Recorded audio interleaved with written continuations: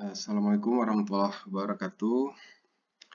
Alhamdulillahirabbil alamin. Allahumma sholli ala sayyidina Muhammad. Yang saya hormati Pak Dekan, Pak Dr. Bambang, Bapak Wakil Dekan, Pak Dr. Ida, Bagus, Bapak Koordinator Program Studi, Bapak Ibu dosen, juga adik-adik mahasiswa baik dari Universitas Jember maupun dari luar Jember, Bapak Ibu dosen ataupun praktisi yang mungkin saja bergabung di dalam acara webinar Prodi TIP Universitas Jember yang saya hormati, dan khususnya kepada Pak Bambang Heri, Pak Dr. Bambang Heri sebagai moderator yang kita berdua sama-sama nanti nih Pak ya. Baik, saya mengucapkan banyak terima kasih khususnya kepada Pak Dekan dan juga Koordinator Prodi TIP yang mengundang saya untuk bisa berpartisipasi. Ya, bagian dari diesnya fakultas ini 57 tahun, tadi saya baru tahu, nggak merhatiin juga di flyer juga ternyata ada ya. Saya ucapkan selamat kepada Fakultas Pateta ya Pak Bambang ya, Fakultas Teknologi Pertanian ya, FTP ya, pada Fakultas Teknologi Pertanian FTP Universitas Jember. Mudah-mudahan semakin maju dan semakin meningkat prestasinya, apalagi sekarang sudah era BLU lebih leluasa untuk banyak berimprovisasi. Yang paling penting adalah seiring dengan berkembangnya organisasi universitas, kualitas lulusan juga semakin meningkat. Terima kasih sekali lagi kepada Pak Dr. Bambang Heri yang sudah menghantarkan yang menjadi tema kuliah umum pada kesempatan pagi hari ini. Mudah-mudahan topik ini bisa menarik minat, sebagaimana yang disampaikan Pak Dekan tadi, bisa menginspirasi tugas akhir ataupun kegiatan-kegiatan kreativitas mahasiswa bagi mahasiswa yang masih dalam tahap ya belum sampai ke tahap penelitian. Nah, judulnya sebagaimana yang disampaikan moderator, sistem logistik cerdas di era digitalisasi. Nah, latar belakang pemilihan topik ini sudah disampaikan tadinya. Nah, saya akan secara perlahan, mudah-mudahan tidak bosan ini dan tidak jenuh untuk mendengarkannya. Yang pertama sekali, saya tujukan kepada saudara mahasiswa semua ya, saudara-saudara mahasiswa, apalagi program magister, ini juga akan bisa memberikan inspirasi. Saya awali dengan fenomena apa yang terjadi 1 menit dengan internet. Ini saya cuplik saja 2 tahun 2020 dan tahun 2021. Khusus tahun 2021 kita tahu ini masih berjalan, belum berakhir. Paling tidak dengan 2 tahun ini kita bisa melihat perbandingan. Informasi lebih lengkap nanti dapat diakses link yang saya berikan. Tentunya nanti materi file ini juga akan di-share oleh panitia kepada para peserta. Informasi ini begitu lengkap ya, dan bisa ditafsirkan bermacam-macam, bergantung kepada apa yang menjadi kepentingan. Nah, bagi pebisnis, ini akan dilihat sebagai sebuah infografis, sebagai sebuah data yang akan menginspirasi mereka untuk bisa membuka atau memenangkan atau memanfaatkan peluang. 1 menit apa yang terjadi? Kita langsung saja, karena bicara logistik, kita sorotin saja berapa uang yang dikeluarkan melalui transaksi online. Tahun 2021, kalau kita perhatikan di sisi spend online itu 1,1 miliar US dollar. 1,1 juta US dollar 1 menit. Nah, jika diasumsi linear tinggal dikalikan 1 hari 24 jam gitu. Nah, 1 jam 60 menit. Ya meskipun tidak se ekstrim itu. Tapi dalam 1 menit, dalam 60 second tahun 2020 terjadi belanja di seluruh dunia 1,1 miliar US dollar. Di tahun 2020 belum penuh 12 bulan itu udah 1,6 miliar. Data ini saya ambil memang tadi malam, sepertinya dipublish juga bukan dalam bulan ini ya, seperti bulan lalu. Saya kurang tidak sempat memeriksa per bulan apa. Itu spend online. Nah, kita perhatikan yang paling sering Facebook. Dalam 1 menit, 1,3 juta orang login Facebook. Sekarang udah 1,4. Nah, poinnya saya ingin katakan, ini terus meningkat. Kalau dibuka 2019, 2018, 2017, 2016 ya, di sumber ini, gitu, saya juga tabulasi, itu luar biasa lonjakannya, luar biasa. Kita lihat lagi di mana yang menarik itu, Instagram. Di Instagram itu tahun 2020 694 ribuan scrolling Instagram. Nah, di tahun 2021 saat ini 695, ini belum selesai, itu saja sudah meningkat ya. Yang men-tweet aja ada 200.000 orang dalam 1 menit. Kita bicara dalam 1 menit itu berseliweran gitu.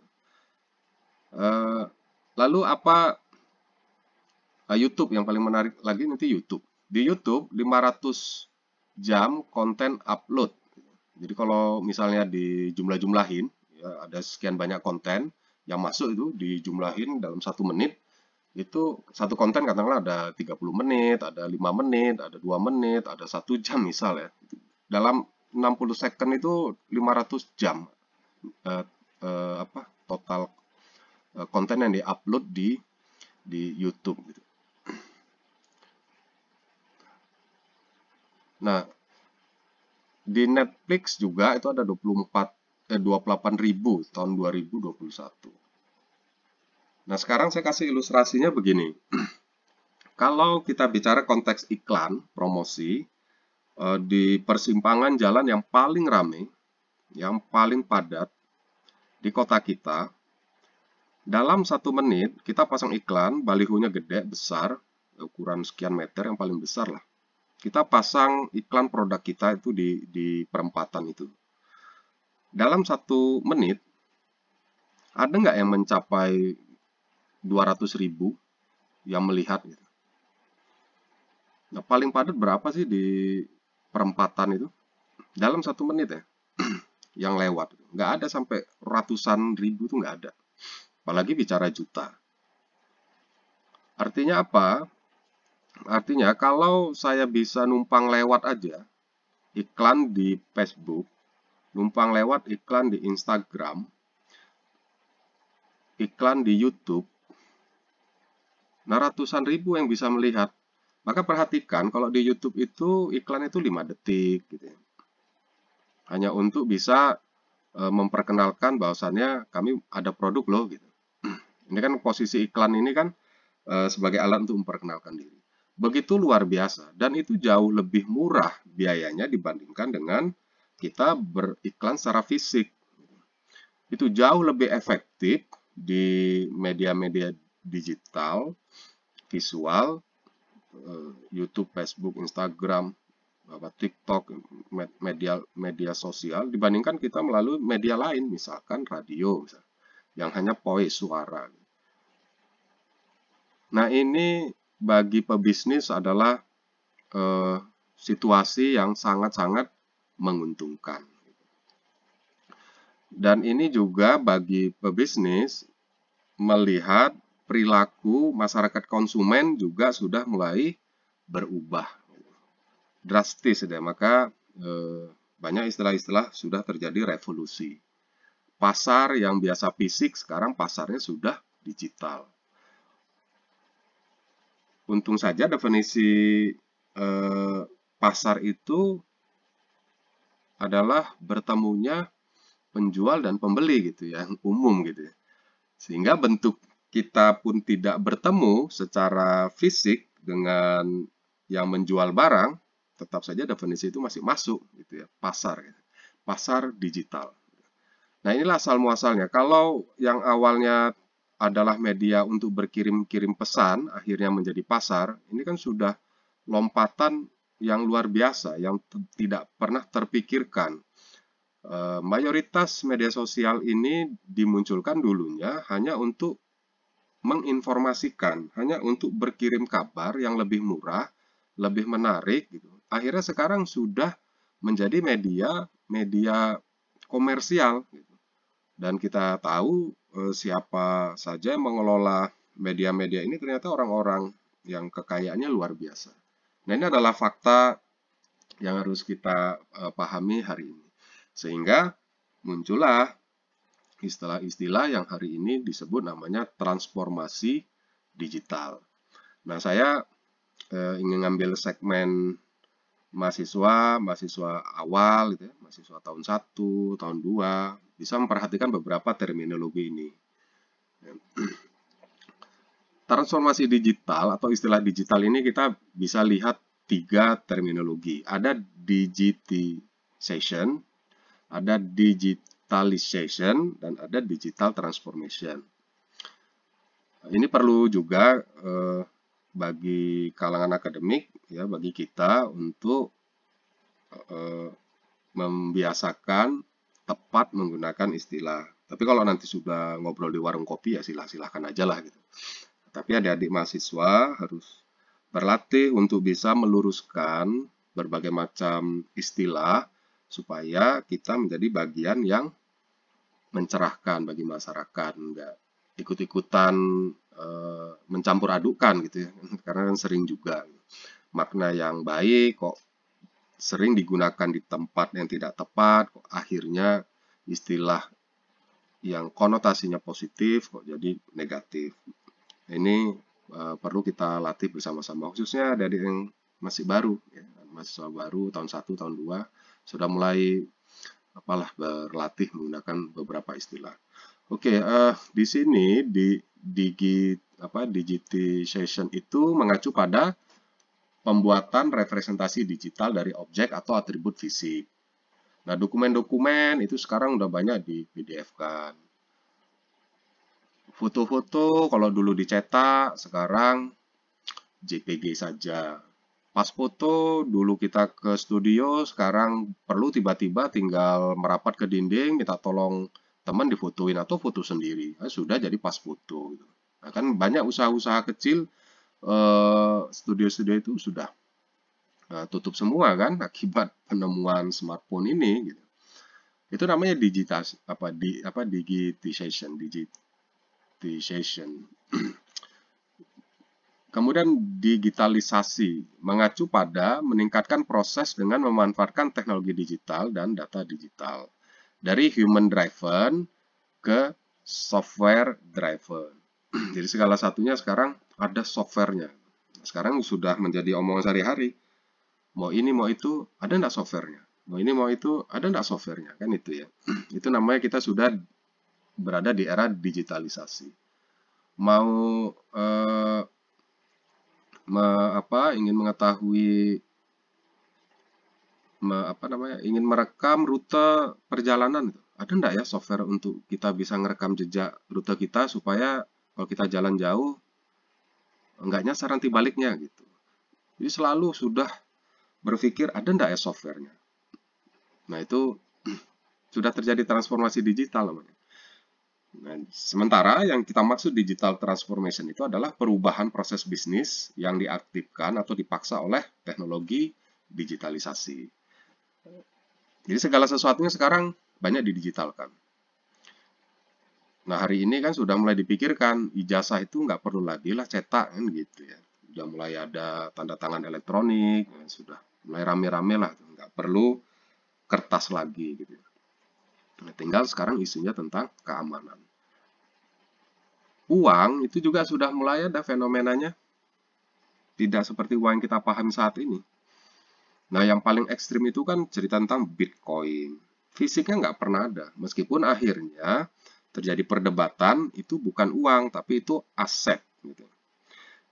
Nah, itu sisi lain lah, kita bicara digitalisasi. Tapi segala sesuatunya saat ini orang sudah tidak bicara fisik, gitu. Mau bayar, sudah banyak paket-paket, pakai smartphone, terbayar.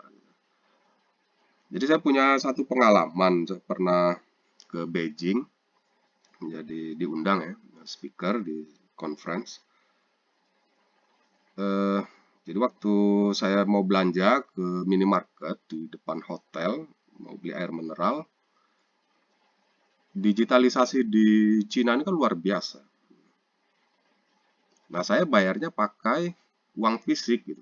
Itu diperiksa oleh kasirnya sampai 2 kali. Dan semua orang melihat saya belanja itu masih pakai uang fisik gitu. Jadi dalam hati saya pun malu juga gitu. Saya malu juga di sisi lain ya karena saya sendiri berangkat sendiri gitu dan baru pertama sekali saya ke sana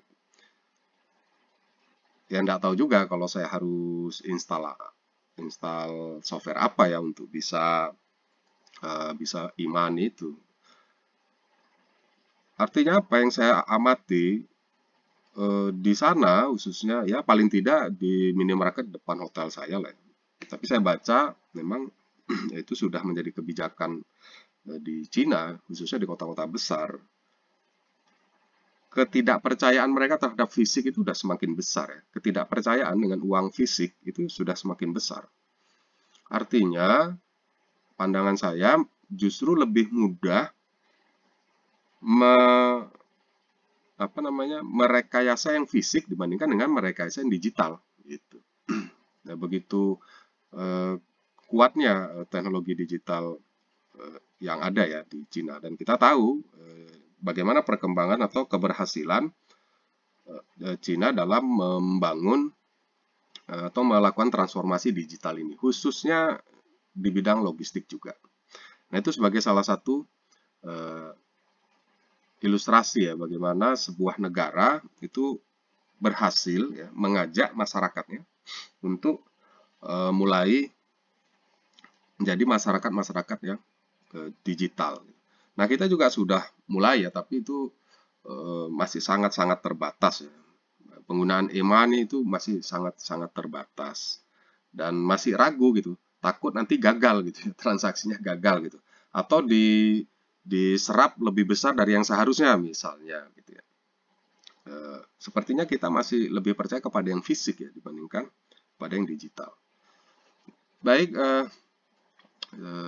khususnya para mahasiswa, saya akan bicara yang besarnya dulu. Smart logistik itu tidak terlepas dari konsep smart city. Nah, saya kebetulan baru selesai short course di National University of Singapore, beasiswa dari Kementerian Informasi dan Komunikasi di Akademi Digital Leadership. 1 bulan kita belajar dan belajar bagaimana Singapura itu membangun namanya Smart Nation. Kalau kita nanti saya akan singgung tentang Society 5.0. Smart Nation, bukan Smart City, tapi Smart Nation, lebih besar dari Smart City. Jakarta itu salah satu contoh Smart City. Dan mereka terus berbenah gitu. Di Singapura mereka membangun namanya satu kantor langsung di bawah Perdana Menteri untuk Smart Nation ini. Nah, konsep Smart Nation ini ya sama dengan Smart City gitu. yang nanti kita bisa bayangkan. Dan ini sudah mulai banyak riset-riset tentang Smart City. ya, tentang smart city. Nah, sebelum saya jadi teringat ya, saya waktu ke Beijing itu kembali lagi, saya mendatangi universitas berbasis pertanian yang nomor satu lah di Cina ya. Di dunia saya kurang perhatikan itu. Beijing Agriculture University. Kemudian kita berkunjung ke Science Technopark-nya. Dan luar biasa, kita memasuki kawasan pertanian, tapi tidak seperti masuk kawasan pertanian. Karena Internet of Things-nya itu mendominasi. Di situ menggunakan konsep pertanian urban. Filosofinya, satu ember air digunakan dan tidak boleh berkurang sampai dunia ini kiamat. Luar biasa teknologi yang dibangun. Itu filosofi mereka. Jadi mereka pendekatan-pendekatannya kan misalnya yang saya lihat itu contoh cabai. Kalau keinginan konsumen cabainya ingin pedas, maka dibuat cabai rasa pedas, ukurannya kecil-kecil. Kalau ingin cabainya itu berwarna merah, tidak pedas, mereka lakukan pengembangan pembibitan jenis cabai yang besar-besar gitu. Mereka juga menanam, kalau saya tahunya pare ya, yang pahit itu, pare, menanam pare, yang dipanen adalah bir. Itu saya lihat persis. Jadi parenya itu dipanen, buah pare yang masih di pohonnya itu, rambatan itu diberi selang dan dialirkan, menetes, ditampung menjadi bir. Nah, itu saya ingat betul waktu saya sekolah sama Pak Bambang ini, filosofinya begitu, tapi dipanen dulu, masuk ke agroindustri, diolah. Kalau ini enggak, di pohonnya itu dipanen bir, bukan parenya yang dipanen, birnya. Itu saya lihat persis itu. Saya lihat, dan universitas ini punya hotel, punya perusahaan, ya, sangat besar lah, sangat besar. Kita sudah tidak seperti merasa di kawasan pertanian lagi, tapi sudah merasa di sebuah kawasan yang punya teknologi canggih. Nah, demikian juga untuk ikan. Dia tanam di tong ukuran kecil, tapi panennya bisa sekian kali lipat kalau ditambakkan gitu ya, dibuat kolam gitu. Nah, sekarang saya bukan orang pertanian jadi tidak tahu apa yang terjadi dengan apa yang terjadi dengan rekayasa teknologi yang mereka lakukan. Yang saya ingat konsepnya itu di IPB Bogor sendiri kan konsepnya ada generasi 1, generasi 2, generasi 3, dan cara pandang guru kami almarhum Profesor Irawadi itu saya lihat bentuk nyatanya di sana. Ini luar biasa. Dan Cina juga termasuk salah satu banyak smart city-nya ya. Nah, Singapura juga. Nah, wajar saja sih kalau Singapura ini kan kota kecil. Negaranya kecil. Luasnya itu kalau dibandingkan dengan Jember, jangan-jangan juga hampir sama ya. Kalau dibanding dengan Padang lebih besar, hampir sama mungkin. Jadi kita suka beranggapan lebih mudah ngaturnya gitu. Dari Perdana Menteri nggak perlu pakai RT, langsung ke rakyat gitu. Kalau kita kan dari Presiden panjang sampai ke RT. Hierarkinya berapa panjang gitu. Jadi lebih rumit gitu. Nah, ini kan kadang-kadang pikiran-pikiran yang memaksa kita untuk lambat maju ya, bukan tidak mau maju. Jadi lambat maju menjustifikasi ya wajar kalau kita masih tertinggal ya. Saya kira tidak tepat juga gitu. Nah, saya mau bicara smart logistik itu dari smart city karena smart city itu konsepnya adalah sebuah kota yang menghubungkan infrastruktur fisik, jalan, jembatan, gedung ya. Infrastruktur fisik menghubungkan infrastruktur fisik, infrastruktur teknologi informasi, infrastruktur sosial, infrastruktur bisnis gitu, untuk meningkatkan kecerdasan secara kolektif. Nah, di situ bicaranya nanti layanan publik yang lebih baik. Jadi kalau smart city itu maknanya, atau kalau kita mau ambil karena kita orang kampus, smart kampus, ya, konsep smart kampus itu dikatakan smart city itu atau kampus itu kalau layanan publiknya itu bagus. Tidak mengenal antri, booking apa-apa, gampang, datang ke sana langsung dilayani cepat, efisien, simple gitu. Penggunaan sumber dayanya efisien.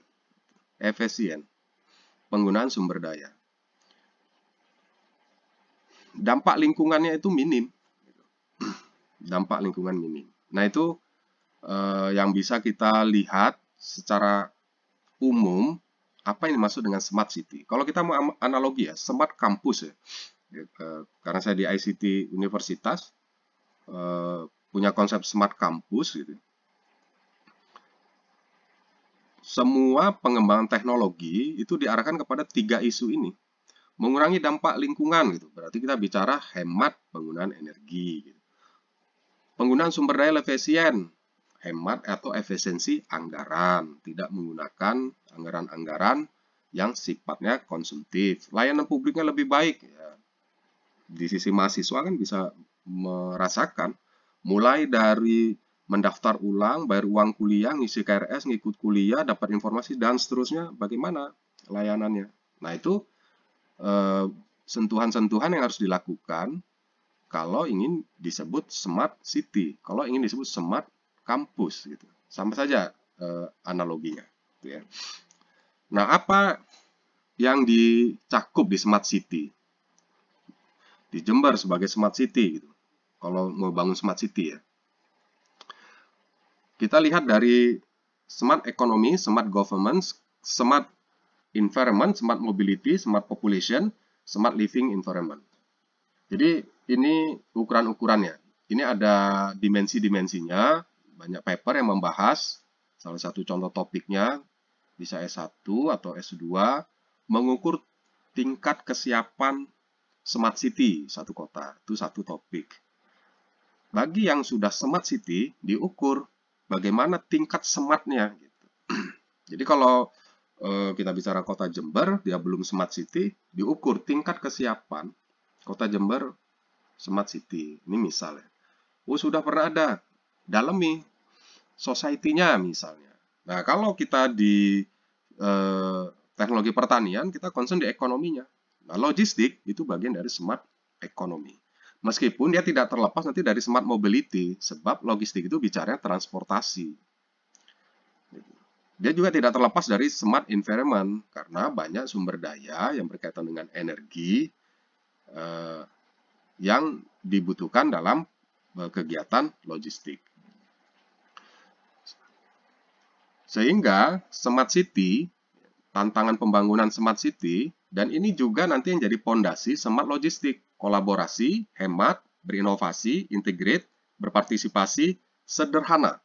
Jadi kalau kita bicara smart city, poinnya 3, simple, simple, simple. Nah, itu prinsip yang digunakan oleh Singapura ketika meng-create, mendevelop pelayanan publik.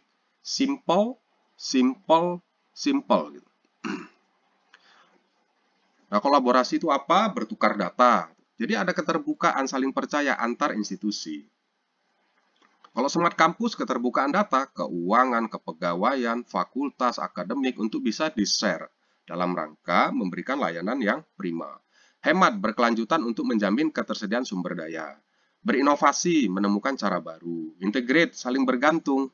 Ya, kalau konsep smart city itu melihat manusia itu bagian dari kita tidak bisa hidup tanpa orang lain. Ini udah cocok betul dengan kultur Indonesia. Cuman kita kok lambat sekali smart city-nya tercapai ya. Keterlibatan semua pihak.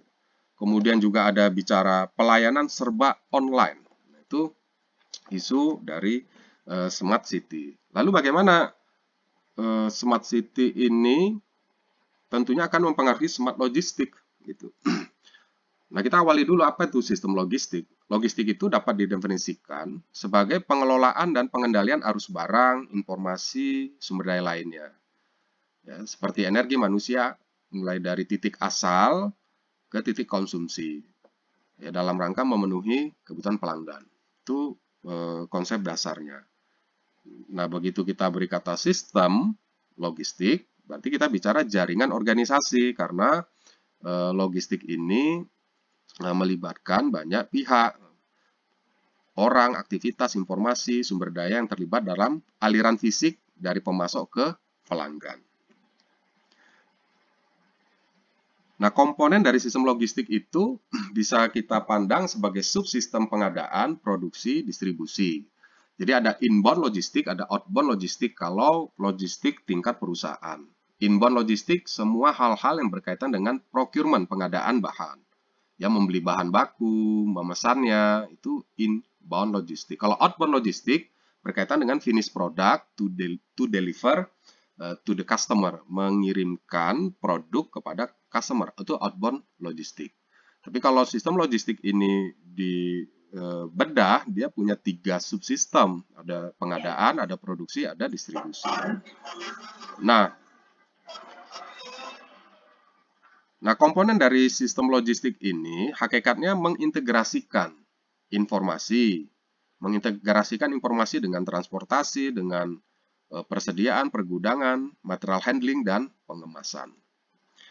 Nah, itu gambarannya. Lalu bagaimana kalau kita bicara smart logistik? Karena logistik ini bagian yang tidak terpisahkan dari industri dan dari masyarakat dalam pengertian luas, kita harus mengikuti juga bahwa sudah terjadi revolusi industri dan era baru society yang disebut Society 5.0. Sederhananya, Society 5.0 adalah bicara smart society. Nah, tadi saya sudah singgung juga di smart city. Artinya apa? Di situ teknologi informasi, khususnya internet, sudah mendominasi, sudah memfasilitasi segenap cara hidup masyarakat. Artinya apa? Masyarakat itu menguasai betul informasi. Itu smart society. Dia kuasai betul informasi. Apa saja? Ya apa saja. Ingin pesan makanan, tahu informasinya. Ingin konsultasi dengan dokter, tahu informasinya. Ingin konsultasi dengan pengacara, tahu informasinya. Ingin mengurus paspor, tahu informasinya. Dan semua itu berada di dalam, ya kalau saat ini smartphone. Kalau saat ini. Kemanapun jalan, terkoneksi dengan internet. Nah, kalau kita kan harus cari titik-titiknya dulu gitu. Kadang-kadang, wah ini lagi kosong gitu. Dan revolusi industri juga sudah dikenal, revolusi industri 4.0. Nah, eranya itu kan era digitalisasi. Meskipun di Purpose ada industri 5.0. Nah, saya tidak bahas terlalu jauh, karena logistik itu tidak terlepas dari revolusi industri dan era baru society. Nah, sehingga kajian tentang logistik itu juga dipetakan bahwasannya logistik juga punya revolusi yang disebut logistik 4.0. Cirinya apa?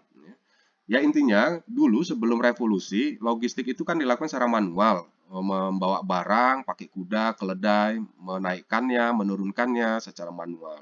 Begitu ditemukannya mesin uap, terjadi mekanisasi, transport, ya sudah terjadi perubahan yang luar biasa. Biasanya sedikit yang bisa dibawa, ini jadi banyak. Biasanya lama kalau naik unta, naik kuda, naik keledai, menuju satu tempat, bisa berhari-hari, ini hanya bisa 1-2 jam saja.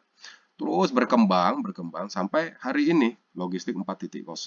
Di situ bicaranya cyber physical system, RFID, ya, Internet of Things, Internet of Service, macam-macam yang semua basisnya itu sudah dengan internet. Informasi menjadi begitu lengkap. Kalau zaman sebelum revolusi 4.0, saya tidak bisa deteksi di mana posisi barang yang sedang saya kirim. Nah, dengan era ini saya bisa tahu, bahkan isi atau keadaan barang pun saya bisa ketahui, pieces per pieces. Nah, itu luar biasa menjadi sebuah revolusi. Sehingga kita bisa pahami apa itu smart logistik. Logistik cerdas itu mengacu pada integrasi teknologi cerdas melalui sistem logistik untuk mensimulasikan pemikiran manusia dan kemampuan inferensi untuk memecahkan masalah logistik. Jadi mengacu pada integrasi teknologi cerdas. Jadi poinnya itu intelligence teknologi cerdas. Konsep logistik cerdas sebagai upaya modernisasi cara kerja logistik berbasis teknologi. Tujuannya mengurangi ongkos. Kalau kita menerapkan satu teknologi justru jadi lebih mahal, itu gagal. Loh, kalau kita menerapkan satu teknologi kan harus investasi, betul.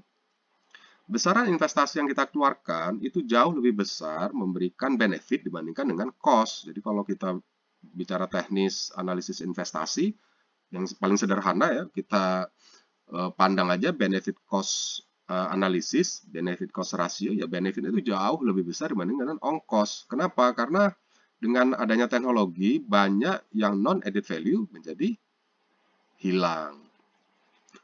Terjadi efisiensi. Gitu. Luar biasa, besaran biaya yang kita keluarkan, yang kita sebut investasi teknologi, itu memberikan nilai yang jauh lebih besar dibandingkan dengan ongkos yang kita keluarkan. Jadi kita tidak perlu khawatir menjadi berbeda ketika kita investasi teknologi, justru sumber-sumber biaya yang inefisiensi itu tidak hilang, itu gagal. Pasti benefit cost ratio-nya itu kurang dari 1. Gitu. Intinya mengurangi ongkos, itu indikatornya. Pelayanan juga semakin maksimal. Nah, jadi multiple objektif, ongkosnya minimal, service levelnya maksimal. Gitu. Nah, oleh karena itu, apa saja teknologi yang mendorong penciptaan sebuah sistem logistik cerdas? Pertama, Internet of Things, Big Data Analytics, Artificial Intelligence, Cloud Computing, Blockchain, Human Machine Interface, Robotik. Di sini robot, istilahnya logistik robot, logistik, 3D printing. Internet of Things ini sudah familiar, semua orang sudah banyak tahu ya. Bicara tentang sensor, contohnya saja kalau kita kirim barang di dalam peti kemas, kita bisa deteksi di mana posisi peti kemas kita, termasuk juga suhunya. Mengirim ikan butuh temperatur tertentu, kita bisa kontrol. Gitu. Sebelum terjadi kerusakan, kita bisa antisipasi, kita bisa beritahu jasa pengiriman kita, tolong lihat kontainer nomor sekian, lokasinya ada di di baris sekian, kolom sekian. Lalu itu pendinginnya ada gangguan itu. Tolong dicek, jangan sampai ikan yang saya kirim itu rusak. Itu sudah bisa dengan Internet of Things. Jadi ada alat yang bisa memberikan informasi. Nah, di situ keywordnya apa? Informasi. Kemudian dari informasi tentu pengambilan keputusan. Nah, pengambilan keputusan inilah yang tidak mungkin digantikan oleh bukan manusia. Tetap saja, secanggih apapun, pengambilan keputusan itu lebih tepat dilakukan oleh manusia. Dan lagi kedua, Big Data Analytics. Istilah Big Data ini karena kita tahu data itu luar biasa ada di sekitar kita. Kalau dulu kita memandang data itu angka, kalau hari ini foto itu data, peta itu data. Nah, kalau hari ini kita masih memesan ojek, kemudian dia bisa datang ke rumah kita, karena dia punya data alamat kita, 5 tahun ke depan harusnya sudah terjadi hari ini, tapi mungkin para pengembang-pengembang itu belum mau mengeluarkan. Sebelum kita pesan, 15 menit sebelum kita berangkat, dia sudah nongkrong di depan rumah kita. Kita belum pesan itu. Artinya apa? Data kita itu sudah bisa dikelola dan mereka prediksi perilaku kita. Nah, kita bicara artificial intelligence. Nah, big data itu begitu luar biasa. Jadi, dalam konteks logistik ini kan bicara cuma 2, transportasi dan gudang. Transportasi berarti bicara mengambil barang, mengirimkan barang, dan membongkar barang dari tempat asal ke tujuan. Gudang bicara menyimpan barang. Kegiatannya menerima, menyimpan, mengeluarkan, mencari, meletakkan, dan seterusnya. Cuma 2 itu saja logistik. Baik dalam konteks perusahaan maupun dalam konteks regional, konteks negara. Makanya pembangunan logistik di negara kita itu konsentrasinya ke infrastruktur, ke jalan, ke pelabuhan, sehingga moda-moda transportasi itu bisa lebih cepat. Nah, itu jadi ukurannya lebih cepat ya. Nah, big data juga akan menjadi satu teknologi, dipandang menjadi sebuah teknologi yang membentuk sebuah sistem logistik cerdas gitu. Ya, jadi misalkan contohnya menggunakan teknologi big data melalui media sosial dan survei dapat membantu meningkatkan layanan pelanggan. Banyak perusahaan-perusahaan, khususnya yang jasa ya, telepon seluler, itu memonitor terus komentar-komentar, keluhan-keluhan, pujian-pujian yang muncul di media-media sosial. Kemudian mereka akan kelola dan mereka akan profiling. Gitu. Dan mereka juga akan rumuskan gitu. Apakah konsumen saat ini kecewa atau puas? Gitu. Kalau puas, apa kepuasan berikutnya yang mereka inginkan? Gitu. Itu bisa diprofiling dengan big data. Itu tidak angka kan, semua yang kita tulis itu kan kalimat-kalimat di Twitter, di Facebook, ya, di mana saja kita posting foto-foto. Nah, demikian juga data kepadatan atau kemacetan lalu lintas. Masyarakat kan sering upload, kemudian akan kita olah. Di situ banyak tersimpan kapan terjadi macet, jam berapa, detik apa, situasinya. Kita adu dengan berita cuaca, kita adu dengan data pengiriman atau jadwal pengiriman kita, kemudian dicari formulasi sedemikian rupa sehingga kita bisa prediksi kapan macet terjadi di titik itu, sehingga kita bisa hindari. Nah, itu big data analitik dalam konteks logistik. Artificial intelligence yang sudah sangat populer, semua orang mengerti, yang akan kita bisa gunakan sebagai teknik memprediksi. Inputnya apa? Big data tadi. Ya, bagaimana artificial intelligence machine learning, kita mau pakai neural network, mau kerja kalau tidak di-trigger oleh sejumlah data.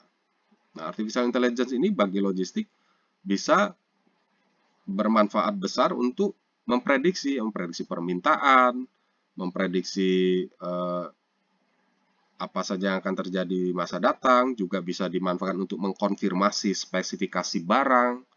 Ya. Barang yang datang begitu banyak, contoh misalnya manggis, jumlahnya banyak, terus gimana kita cara meriksanya satu-satu, kan tidak mungkin.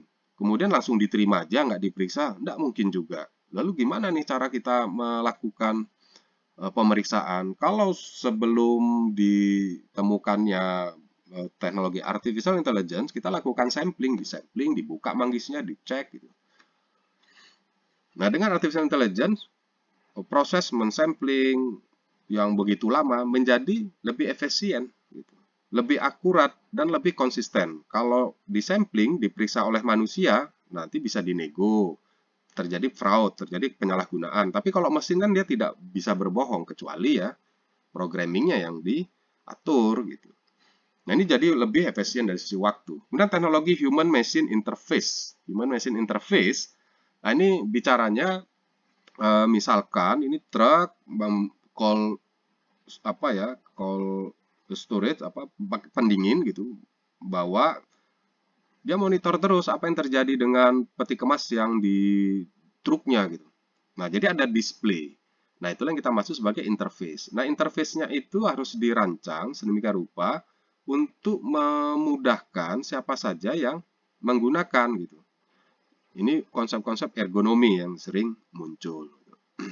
Jadi lebih cepat kalau di gudang kita punya aplikasi yang menelusuri lokasi-lokasi penyimpanan barang itu tampilannya, warnanya, ya apa saja yang muncul di interface itu sangat familiar, user friendly gitu. Itu juga teknologi yang sangat bermanfaat dalam membangun sebuah sistem logistik cerdas. Cloud computing. Nah, ini kan bicaranya premise atau cloud. Kita punya server fisik atau kita pakai cloud. Nah, sekarang misalkan saja banyak mahasiswa menggunakan contoh misalkan cloud-nya Google untuk menyimpan berbagai macam file. Jadi, teman minta, kita cukup kasih linknya aja. Nih, tolong download aja dari sini. Nah, sama juga cloud computing. Ini bicaranya setiap aktor itu bisa bekerja sama sharing data di cloud. Gitu. Perusahaan yang tersebar pekerja-pekerjanya itu tidak perlu kirim-kirim data Kenapa? Karena semua pekerjaan mereka tersimpan di cloud yang sama, di server yang sama, sehingga langsung update gitu. Itu cloud computing. Demikian juga dengan software, tidak perlu sibuk-sibuk menginstal yang di cabang, install lagi, yang di kita install lagi. Lisensinya ternyata per PC lagi. Satu PC harganya sekian US dollar. Luar biasa biaya yang harus kita keluarkan.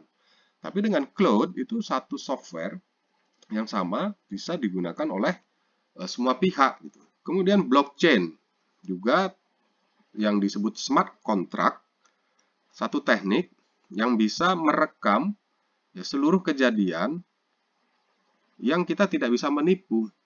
Karena setiap orang, ya, misalkan saya kirim barang, saya pegang catatan, yang mengirim barang pegang catatan dan catatan kita itu sama. Dia tidak bisa mengubah ya, tanpa persetujuan saya. Demikian juga saya tidak bisa mengubah tanpa persetujuan yang mengirim. Itu blockchain. Semuanya berbasis internet dan komputer, teknologi komputer, robot, drone yang paling populer saat ini. Jadi banyak juga kegiatan-kegiatan yang bisa dimanfaatkan oleh drone. Contohnya saja, misalnya ada yang mau pesan, katakanlah ikan tawar, datang, kita tinggal kirimkan drone ke kolam kita untuk mendeteksi mana ikan yang layak untuk dipanen. Nah, itu juga salah satu cara kerja kita. Nggak perlu kita repot-repot datang ke tambak, kita lihat, tunjuk-tunjuk. Waktu kita tunjuk ikannya udah masuk ke dalam, nggak hilang lagi. Nah, ini cukup dengan drone.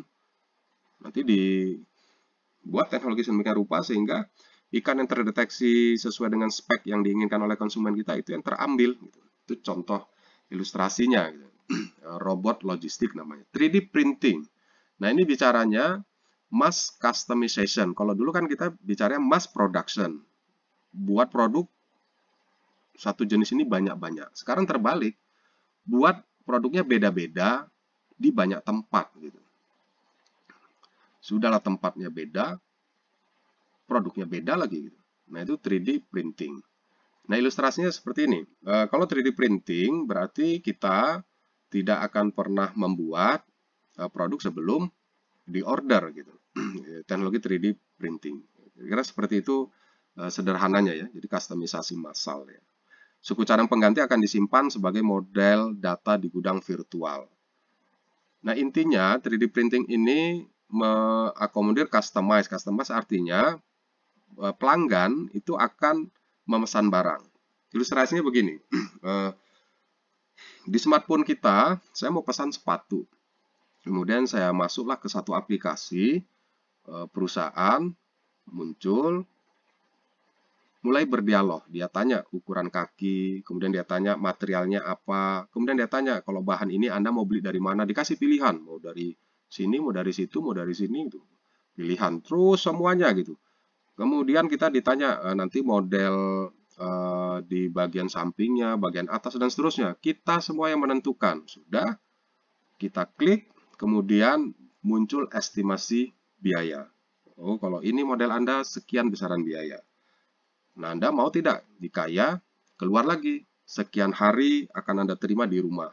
Anda mau enggak? Kalau mau, klik gitu. Nah, silakan lakukan pembayaran 30% DP-nya. Anda mau enggak? Kalau mau, bayar. Sudah tersend, begitu terkirim, terkoneksi dengan mesin 3D printing, mulailah dicetak gitu sepatu yang kita pesan. Sedemikian rupa. Dan kita duduk-duduk aja di rumah untuk bisa menerima sepatu yang kita desain sendiri, yang sesuai dengan apa yang kita mau. Itu yang dimaksud dengan customize.